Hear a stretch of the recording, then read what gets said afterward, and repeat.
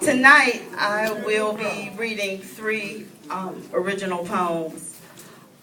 This first one is called I Am Poetry.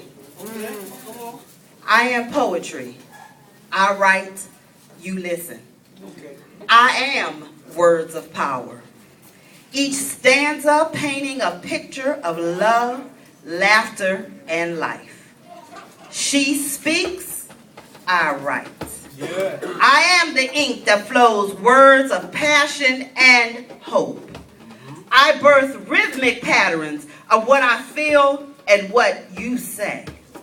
I am timeless. My words live on for generations. I am unique. Caressing the innermost thoughts of your mind. Love it or hate it, you will respond. I am poetry. I take the simplest thoughts and create a windstorm of ideas on a blank slate. I am different. I embrace the truth with pride. I am a spectator in a world of fear, chaos, and change. I write. I am nature. The words fall like leaves, bloom flowers of beauty, scorch the soul, and sprinkle flurries of delicate innocence. I am poetry. Join me in a circle of liberation. Read me. Enjoy me. I love me. I am poetry. All right. The second poem that I'm going to read, I wrote this as a tribute to one of our ancestors, Council Member Marion Berry. Come on with it. Mayor for Life.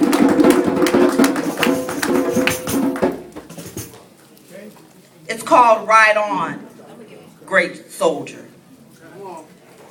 In the middle of the night, I called you home to lead a new fight.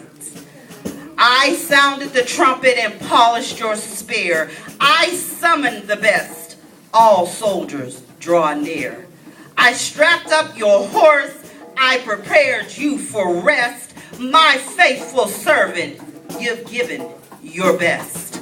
On November 22nd, during Army roll call, I selected names to assist.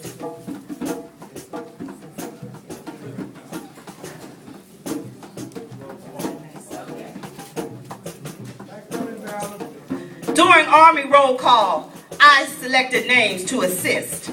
Malcolm and Martin, Mandela and Miles, and Marion was added to that list. It could have been your time in '77 when the bullet pierced your chest. But years later, the world witnessed your comeback and how one rises above life's difficult test. I saw your courage. You proved your might. You fought for the least. You stood for their rights. When I was hungry, you gave me meat, giving Thanksgiving turkeys to Ward 8 so they could eat. When I was naked, you clothed me. You gave me a job to work in D.C. You fought for my justice and my civil liberty. When I needed shelter, you took me in. You gave me affordable housing in spite of my skin. I know many thought you had some more time.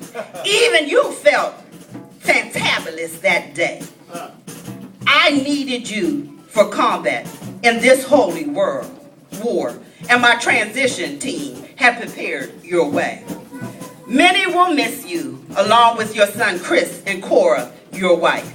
They'll all join in celebrating your legacy. Ride on, great soldier, D.C. Mayor for life.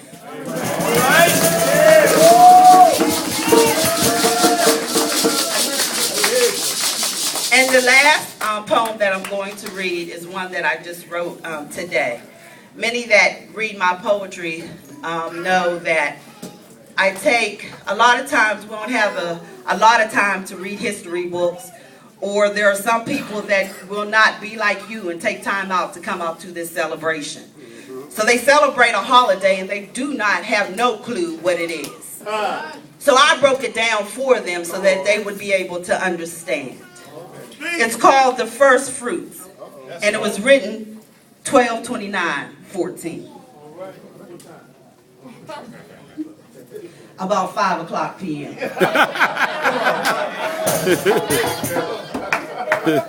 Celebrating Kwanzaa with the red, black, and green. My brothers and sisters, do you know what it means? It's more than just a celebration of a week-long holiday. It's a call for all the black people to rise up and find their own way. To bring together our family, culture, and community. Honoring our ancestors and remembering their legacy. That's right. There are visual images to make Kwanzaa clear. Please listen closely as I drop knowledge to your ear. The macaca, the map in which the symbols are placed. Mashama, Saba, 7 candles with a kanar holder as base. 1 black candle for our people. 3 red for struggle they fight. 3 green for a better tomorrow and the hope that the future looks bright. Kakambe, cha umoja, a unity cup, a symbol as well. Sitting next to ears of corn, mahindi, a responsibility to our children, to this land in which they dwell. Then there are the days with the principles for us all to embrace. Starting with umoja, maintaining our unity with family, community, and race. Next, Kujushakalia, self-determining who we are, what we create, and our name. Brings us to Ujima, realizing that we are brother's keeper while working together in our communities that we must maintain. Don't forget Ujima, together owning stores, shops, and businesses that we uphold. Brings to us, Nia, our purpose, collecting, building, and restoring the greatness of our people that in slavery were sold. Then Kuumba, the creativity to make all that we can, to live a legacy for our children, to be proud black women or man. And finally, Imani, keeping our faith to believe and not doubt that because of our God and our people, our victory will work out. So now that you know why we celebrate in African culture, reconnecting to what we were and what we are to become. Remember that we are the mighty African people. That's right. And by us coming together, our home is that we will be one. Thank you.